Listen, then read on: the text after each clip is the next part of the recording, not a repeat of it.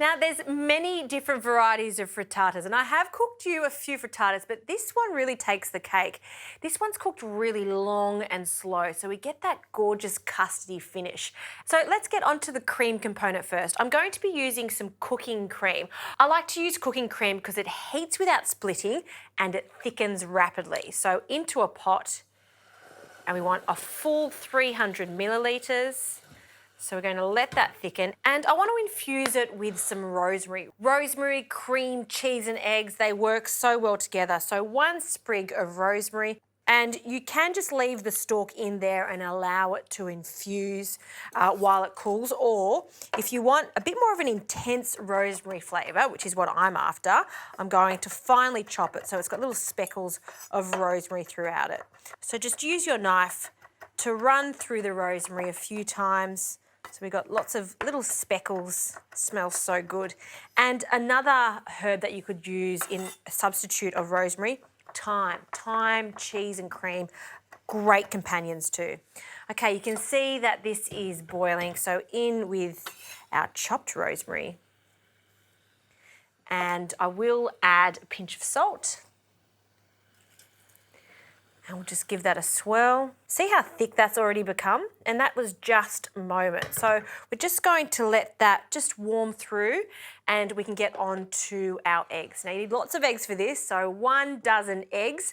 I'll add a pinch of nutmeg, another pinch of salt, and we'll just give that a really good whisk until all those egg yolks and the egg whites are combined nicely. Okay.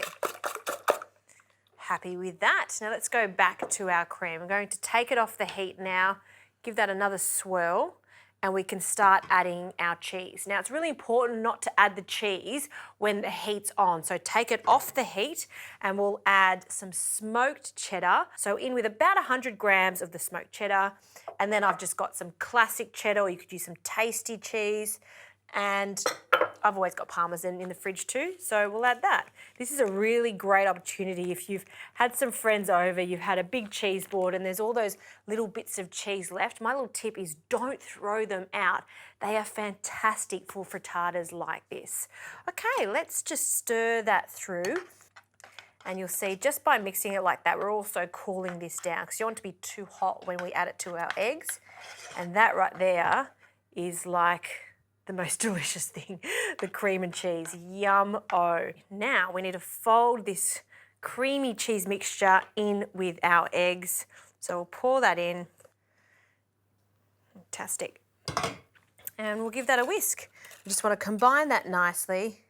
And now we're ready to cook this. So I did say it's a long and slow frittata. So into a non-stick or greased pan, we're going to pour that in. Ideally, you want it to be about 20 centimetres, 20 to 22 centimetres, because you want it to be quite a high one. And now this goes into the oven. Now I'm going to cook this at 110 degrees, so really low, and it's going to take about 1.5 to 2 hours.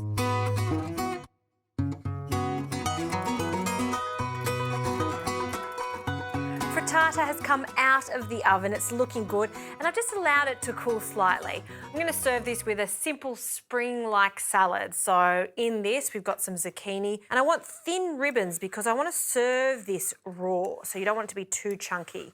And I just use a little speed peeler, and it works a real treat just to get those ribbons. That's looking good. Sticking with that spring theme. Some peas, these are just frozen peas that I've blanched, and I love mint. You know, this is a kind of a rich style frittata because it's got all the cheese and the cream in it, so you want to sort of counterbalance that with something quite fresh, and this salad is just perfect with it. So we'll just pick all of those in there. And then to dress our salad, a splash of vinegar.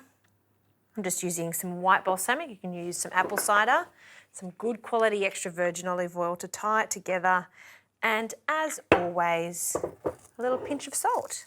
So just use your hands to delicately coat that. And now it's time to reveal our beautiful frittata. Best way to do this is just get a large, wide, flat plate on top, give it a turn, And hopefully, if it's been greased well, it should come straight off. Oh, just perfect. Now there's two ways to serve this. If you've got a picnic, pop it in a container, cut it all up and everyone can just take a little portion. Great for a lunchbox. Or if you've got some people over for brunch, this is a fantastic idea. So you just sprinkle over your salad, let those peas fall down. Look how pretty that is. Very simple, very cheap to put together. That is so pretty. But I want to cut into this so you can see how perfect the consistency is because we've added that cream.